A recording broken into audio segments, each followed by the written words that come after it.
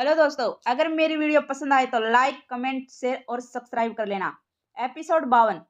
कछुआ मोबाइल चालू करने की कोशिश करते हुए कहता है, पता नहीं यार क्या हुआ, चालू ही नहीं हो रहा। बस के अंदर तो बढ़िया चल रहा था, पर अब पता नहीं क्या हुआ। कायर कछुए के हाथ से मोबाइल लेते हुए कहता है, ला दिखा मुझे, मैं देखता हूँ। इतना कहकर कायर कछुए के हाथ से मोबाइल ले लेता है और उसे चालू करने की कोशिश करने लग जाता है। कायर बार बार स्विच ऑन करने बटन दबा रहा था, पर मोबाइल चालू नहीं हो रहा था। मोबाइल की स्क्रीन पूरी तरह ब्लैक दिख रही थी। कायर कछुए पर गुस्सा होते हुए कहता है, लगता है ये बैटरी चली गई है। मैंने कहा था ना तुझे बस के अंदर मोबाइल मत चला, यही उसका नतीजा है। मोबाइल स्विच ऑफ हो गया है। कछुआ अपना बचाव करते हुए कहता है, अरे तू मुझ पर क्यों गुस्सा कर रहा है, मुझे क्या पता था बैटरी इतनी जल्दी चली जाएगी। कायर झट से कहता है, तुझे क्या पता था बैटरी चली जाएगी, क्या मतलब है इसका? कॉमन सेक्शन की बात है ना, मोबाइल यूज करेगा तो बैटरी ही जाएगी ना। कछुआ उदास होते हुए कहता है, यार तू ना हर बार मुझे ब्लैकमेल करता रहता है। कुछ भी हो तो जब देखो मुझ पर गुस्सा करता रहता है। तो काम ही ऐसा करता है, किसी दिन है ना तू खूब पिटेगा मेरे हाथों से। क्या कहा तूने? मैं पिटूंगा? तुझे नहीं लगता अब तू बहुत ज्यादा बोल रहा है? कायर और कछुए के बीच की टोकते हुए कहती है, तुम चुप करो, और तुम दोनों ये क्या लगा रखा है? तुम दोनों ने ये पुलिस स्टेशन है, कोई अखाड़ा नहीं जो यहाँ पर झगड़ रहे हो। कछुआ बड़े ही प्यार से वर्चनसनी से कहता है, वो वर्चू जी, मेरा मतलब वर्चनसन जी, हम ना आपको वीडियो दिखाने वाले थे, पर क्या है ना, हमें लोगों की किस्मत ही बहुत खराब है। किस्मत हमारा साथ ही नहीं देती। देखिए ना, आपको वीडियो दिखाने ही वाले थे, पर ये मोबाइल स्विच ऑफ हो गया है। वर्चनसनी हैरानी के साथ पूछती है, क्या कहा? वीडियो दिखाने वाले थे? कैसी वीडियो? कछुआ कुछ कहता उससे पहले ही कायर कहता है, हमारे बेगुनाही का वीडियो। वर्चनसनी जी, उसके अंदर ना एक लड़की है जो एक अजीब सी पूजा कर रही है। वीडियो के बारे में मैं ज्यादा अच्छे से एक्सप्लेन नहीं कर सक पाऊंगा। जब आप देखेंगे ना तो खुद समझ जाएंगी। कछुआ शर्माते हुए वर्चनसनी से कहता है, आपके पास चार्ज मिल जाएगा क्या? अभी मोबाइल चार्ज हो जाए तो झट से चालू हो जाएगा। चार्ली बीच में ही बोल पड़ता है, ये तूने क्या पुलिस स्टेशन को चार्जिंग पाउडर समझ रखा है जो यहाँ पर चार्ज मिलेगा?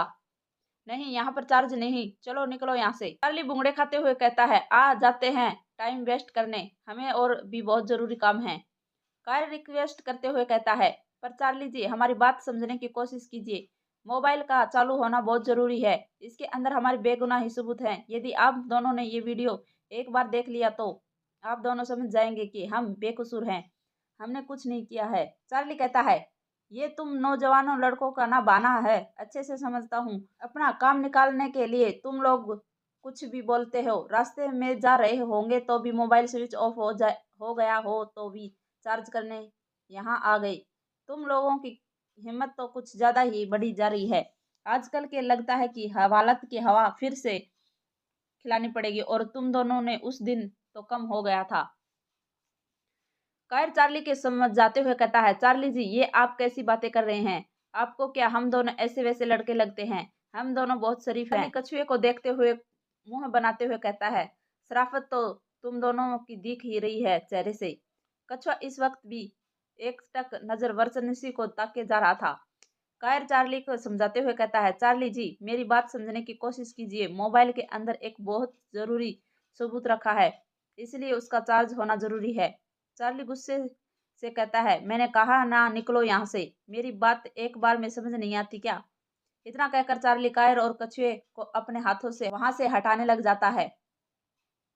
वर्चनिसी के मन में यही चल रहा था कि आखिर ये कछुआ और कायर किस वीडियो की बातें कर रहे हैं।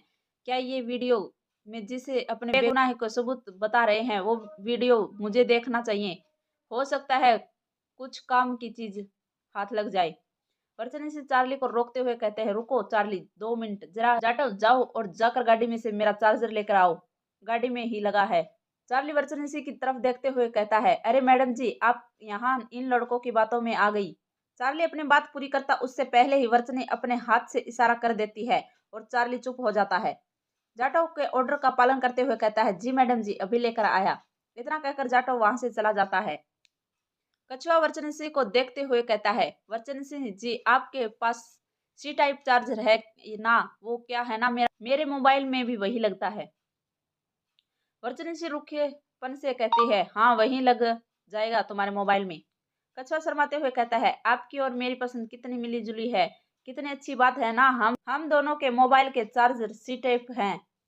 कायर मन ही मन सोचने लग जाता है, ये कछुआ फिर शुरू हो गया है, शुरू कर दी इसकी अपनी उटपटांगे हरकतें।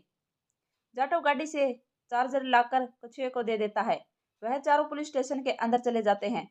चार्जिंग पावर में कछुआ अपना मोबाइल चार्ज करने लग जाता है। वहीं पर खड़े हुए कायर और वर्चनिसनी और चार्ली के साथ टेबल के पास खड़ा हुआ था। वर्चनिसी कायर से पूछती है, वैसे इस मोबाइल के अंदर ऐसा क्या है जिसे देखने के लिए तुम इतने उतावले हो रहे हो? कोई काम ही की चीज हो तो ना इसके अंदर। कायर झट से कहता है, मैडम जी काम की ही नहीं बल्कि बहुत काम की चीज है। इसके अंदर सबूत हैं, हमारे बेगुनाही के सबूत।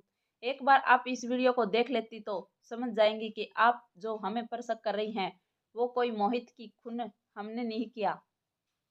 शक करना बंद कर देंगी, बल्कि आपको यकीन हो जाएगा कि मोहित का खून किसी और ने नहीं, यक्षिणी ने ही किया था।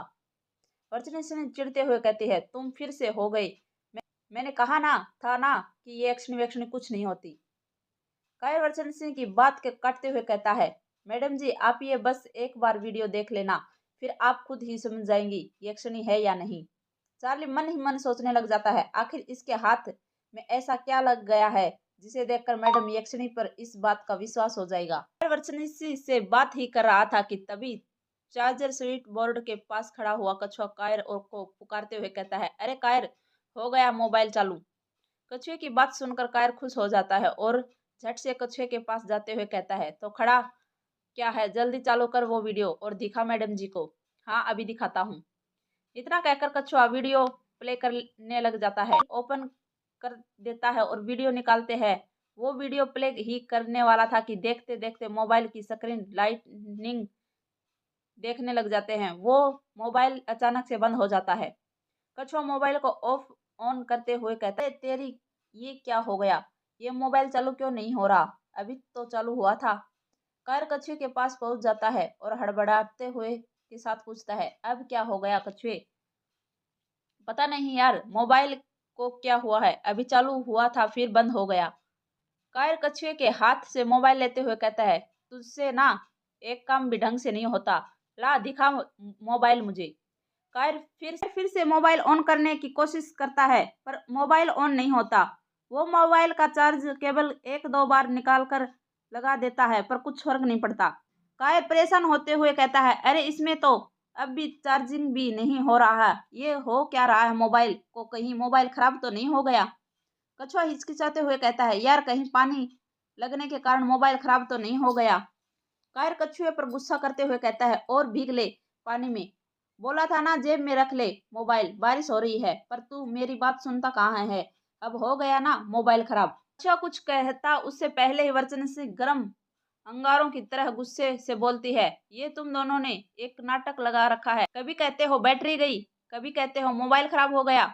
इससे पहले ही मैं अपना आपा खो दूं और तुम दोनों पुलिस वालों को टाइम वेस्ट करने के चक्कर में हवालात को डाल दूंगी। तुम दोनों निकलो जाओ यहाँ से।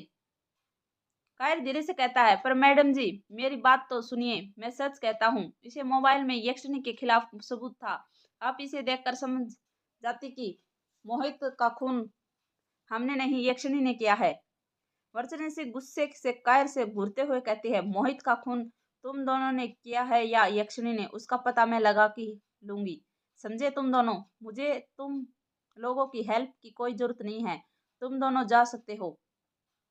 कायर समझ जाता है कि वर्चन से अब कुछ भी बोलना ठीक नहीं है वरना लेने के देने पड़ जाएंगे। कायर और कछुए को वहीं पर खड़ा देखकर चार्ली कहता है, अरे तुम दोनों को प्यार के भाषण समझ में नहीं आते? मैडम ने कहा ना निकलो यहाँ से, तो जाते हो या डंडे मार कर भगाऊं? कछुआ और कायर पुलिस स्टेशन से बाहर निकल जाते हैं। कछुआ अपना मोबाइल देखते हुए कहता है, अब क्या करूं यार, ये मोबाइल तो खराब हो गया। कायर चिढ़ते हुए कहता है, और ना चले हाथ में मोबाइल लेकर बारिश में, बोला था ना जेब में रख ले, पर मेरी तू सुनता कहाँ है? कछुआ रुका हुआ मुंह बनाकर कहता है, यार अब तू फिर शुरू मत हो जाना, ये बता अब क्या करना है? करना क्या है? क्या मतलब है? मोबाइल खराब हो गया है तो सुधरवाना तो पड़ेगा ही ना।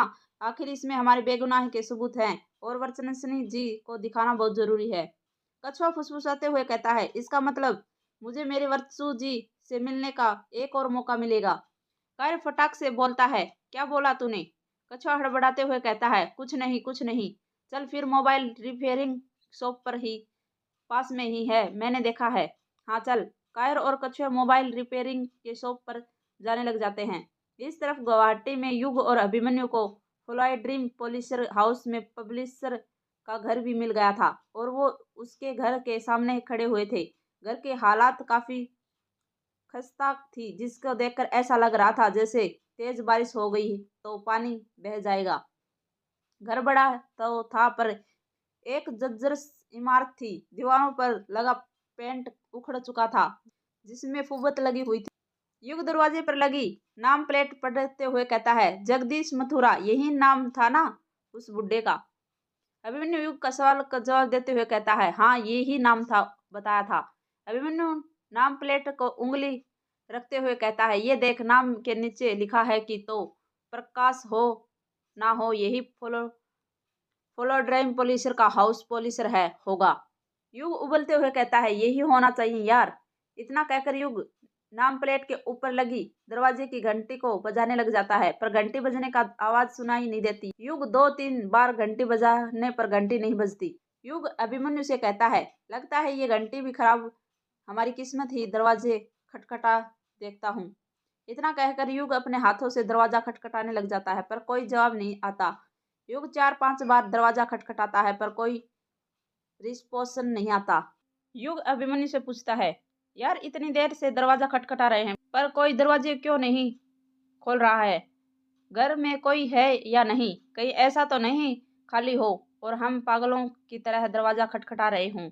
अभिमन्यु युग की बात को डिस्क्रीन होते हुए कहता है, यार ये तू कैसी बातें कर रहा है? घर में अगर कोई ना होता तो दरवाजे पर ताला नहीं लगा होता क्या? देखना कैसे खुला हुआ है, कोई ना कोई अंदर जरूर होगा। हो सकता है अंदर टीवी चल रहा हो और जिसके कारण हमारे दरवाजे खटखटाने की आवाज अंदर तक जा नहीं पा रही हो। रुक, मैं जोर जोर से दरवाजा खटखटा देखता हूँ। इतना कहकर अभिमन्यु अपनी पूरी ताकत से दरवाजा खटखटाते हुए अभिमन्यु की ताकत से वही दरवाजा अपनी जगह से हिल सा गया था। युग अभिमन्यु को रोकते हुए कहता है, तू रुक, तू रहने दे भाई, मैं खुद खटखटाता हूँ, दरवाजा खोलना तोड़ना नहीं है। युग वापस से दरवाजा खटखटाते, पर इस बार भी हमेशा की तरह कोई जवाब नहीं आता। युग दरवाजा खटखटाते हुए, कोई है क्या अंदर? अरे कोई जवाब दो। हमेशा की तरह इस बार भी कोई जवाब नहीं आता। वह दोनों करीब 20 मिनट से वहां पर खड़े हुए थे, आवाज लगा रहे थे, पर अभी तक किसी की कुछ रिस्पॉन्सिबल नहीं आया था। युग उबलते हुए कहता है, यार मैं ना अब बहुत थक गया हूँ, मुझे और आवाज नहीं लगाई जा रही है ना, खड़े रहते हैं। अभिमन्यु भी युग का साथ देते हुए कहता, हाँ थक तो मैं भी गया हूँ, भूख भी लग रही है। इस पॉलिसर को ढूंढने में काफी मकसद करनी पड़ रही है, पर ये कि दरवाजा ही नहीं खोल रहा है। यार मुझे तो लग रहा है कि वो सो रहा होगा, तभी उसकी आवाज सुनाई नहीं दे रही है। एक काम करते हैं, हम पहले कुछ खा लेते हैं फिर आते हैं इसके पास, हो सकता है तब तक उठ जाए।